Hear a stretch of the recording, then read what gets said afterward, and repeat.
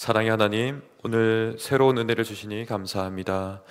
주님의 말씀으로 저희를 깨우치시고 또 그 말씀을 의지하여 살아가게 하시니 감사합니다. 말씀과 기도를 통하여 더욱 주님을 깊이 의지하게 하여 주시고 주님과 동행하는 하루 되기 원합니다. 이 세상의 부와 명예가 행복이 아니라 주님이 지극한 복임을 고백합니다. 이러한 믿음으로 살아가면서 또 주시는 은혜에 감사하며 믿음의 길을 나날이 확신하는 저희들 되도록 인도하여 주옵소서.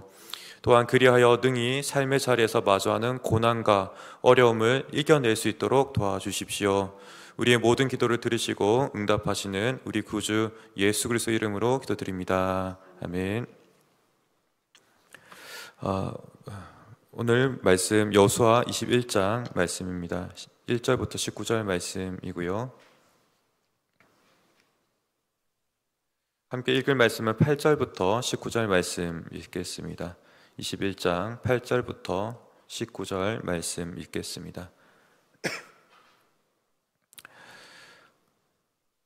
제가 먼저 읽습니다. 여호와께서 모세에게 명령하신 대로 이스라엘 자손이 제비 뽑아 레위 사람에게 준 성읍들과 그 목초지들이 이러하니라.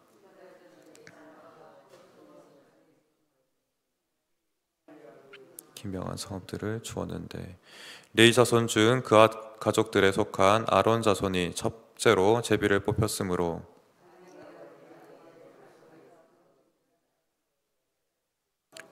그 주의 목초지를 그들에게 주었고 그 성읍의 밭과 그 총락들을 여분네의 아들 갈렙에게 주어 소유가 되게 하였더라.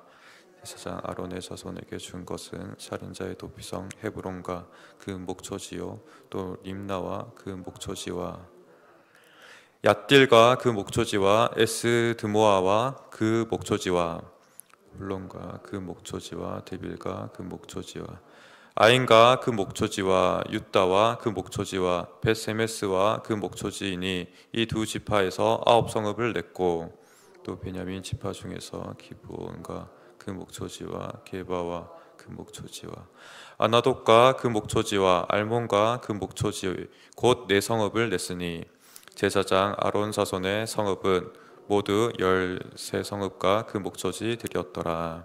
아멘.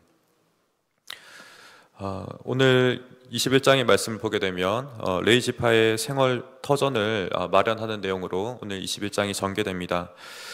레위 지파에게 땅 분배라고 말할 수 없는 것은 이들은 제사를 담당하였고 또 여호와께서 친히 이들의 기업이 되셨다라고 말씀했기 때문입니다.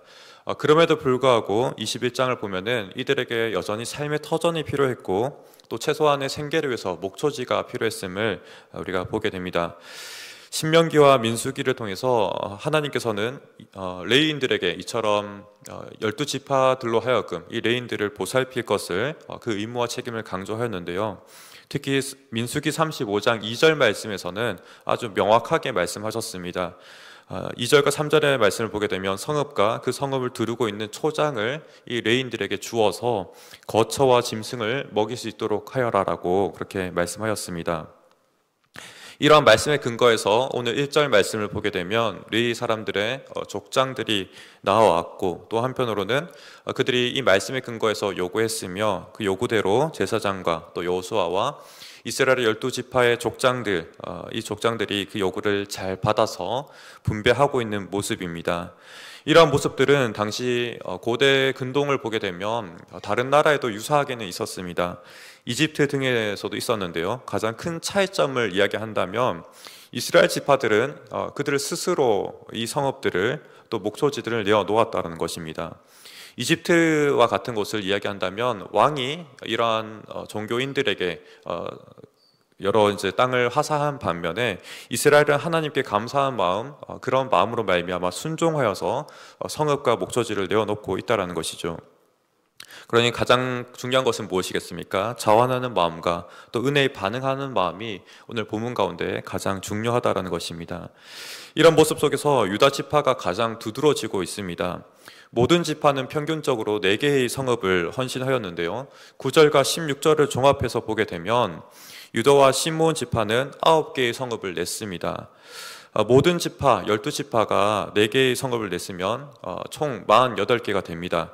그 중에 유다 지파가 유다와 시몬 지파가 9개 성읍을 냈습니다. 나중에 헤아려 보면 납달리 지파가 그 가운데서는 하나 적은 3개의 성읍만을 내었습니다.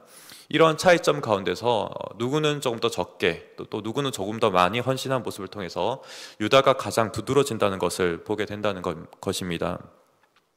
그러한 가운데 유다가 더욱더 두드러지게 보이는 이유는 헤브론 성읍이 있습니다. 이 헤브론 성읍은 갈렙이 믿음으로 취한 땅이었고 또 긴 인내로 말미암아 얻었던 땅이었습니다.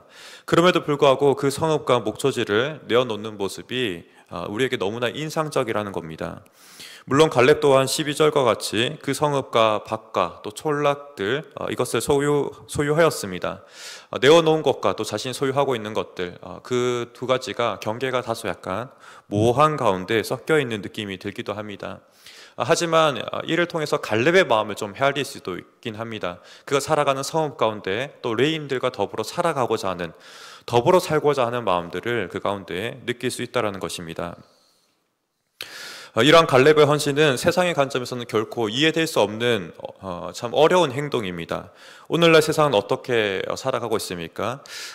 점점 자기 중심으로 또 나라들 또한 국익을 중심으로 살아가고 있습니다. 이러한 가운데 점점 이기적으로 변화하고 있습니다. 이상과 비전 또 도덕에 의해서 결정되기보다는 단순히 이득에 따라서 결정되고 있습니다. 그러나 이러한 단기적인 관점이 장기적으로 어떻게 이득이 되어질지 우리는 알 수가 없습니다. 이스라엘의 역사를 훑어보아도 하나님과 무관한 분은 오래 가지 못했기 때문입니다. 또 달리 말하면 올바르고 바른 가치관 없이 살아가는 그 부유한 삶은 오랫동안 지속되지 못한다는 것입니다. 이것은 비단 이스라엘의 역사뿐만 아니라 모든 역사가 동일하게 말을 하고 있습니다. 이에 비해서 갈렙은 철저하게 하나님의 말씀을 의지하여서 가나안 땅에 왔고 또 헤브론 성읍과 그 산지 또한 믿음에 따라서 취하였습니다. 더 나아가서 하나님을 기업으로 삼는 레인들을 이제 품고자 하고 있습니다. 우리가 그 이유를 헤아려 본다면 갈렙은 철저하게 하나님을 가까이 하는 것만이 자신에게 복이 된다는 것을 잘 알았다는 것입니다. 말씀을 통해서 또 경험을 통해서 너무나도 자명하게 알고 있었다는 겁니다. 즉 헤브론 땅을 긴 인내 가운데 자신의 수고로 얻은 땅이지만 그 수고와 노력의 결과로 얻은 것이 아니라 하나님께서 내어주신 것이고 은혜로 얻은 땅이라는 것을 알았다는 것입니다. 마치 신약에서 말하는 무익한 종의 이야기를 떠오르게 합니다. 온종일 수고하였지만 스스로 가르치기를 자신은 무익한 종이며 해야 할 것을 마땅히 했다라는 것을 말하는 모습과 같다라는 겁니다. 즉 주인이 없이는 자신이 일을 할 수도 또 주인이 없이는 적절한 결과도 낼 수 없다라는 것을 안다는 것이죠. 갈렙을 이에 대해서 비추어 말한다면 하나님 없이는 가나안 땅에 입성하지도 또 헤브론 땅을 얻지도 못했다라는 것입니다. 하나님께서 갈렙과 함께 하시기 때문에 그 모든 것을 얻었습니다. 갈렙은 헤브론을 내어드리는 이 모습이 자신에게 손해가 되는 것처럼 우리의 눈에 또 사람들의 눈에 보일 수 있습니다. 인간적으로 참 대단해 보이기도 합니다. 어떻게 저런 헌신을 할 수 있을까? 이렇게 우리가 생각하기도 합니다. 그러나 오히려 이러한 갈렙의 모습은 지난날의 믿음을 반증하는 모습과 같습니다. 그의 믿음이 참으로 순전했고 하나님과 잘 연결된 삶을 살았음을 증거하는 모습과 같습니다. 이전에도 하나님을 의지하였고 또 앞으로도 하나님을 의지하는 가운데서 이러한 삶의 결정을 내렸습니다. 또 한편 이렇게 하나님을 향한 믿음은 반드시 이웃을 향한다라는 것도 알게 합니다. 갈렙을 통해서 바로 이런 점이 확인됩니다. 레인들과 더불어 함께 살아가는 모습입니다. 그러니 야고보서와 말하는 믿음과도 같이 연결되고 있지요. 우리가 참된 믿음은 은혜에 기반해 있고 또 그렇기 때문에 자연스럽게 이웃으로 확장되는 것이 우리에게 참된 믿음이라는 겁니다. 구약에서도 갈렙의 믿음은 동일하게 발견되고 있습니다.